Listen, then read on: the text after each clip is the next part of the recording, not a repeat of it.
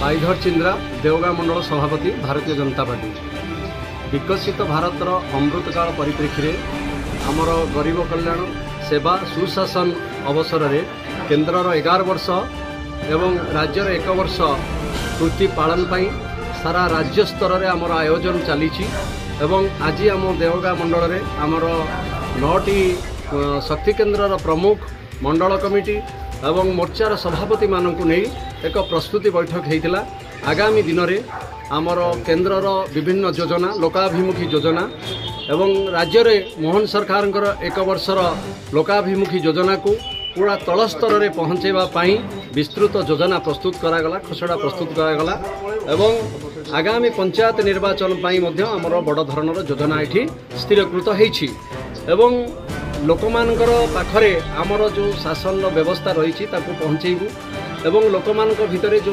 भ्रांत धारणा अच्छी जे 25 वर्षर जो 24 वर्षर बीजेडी सरकार जे आमको विभिन्न प्रकार योजना माध्यम आमको सहयोग करिछि से कथा को आम लोकमानक पाखरे पहुँचेबू जे वास्तव में केन्द्र सर जहाँ बीजेडी सरकार करुला ताहा थिला केन्द्र सरकार योजना एवं ए गोटे वर्ष आसिला परे ताकू राज्य सरकार रे पूर्ण भाव में प्रमाणित करा सारी सुभद्रा योजना ठारू आरंभ करी आपण कृषि योजना ठारू आरंभ करी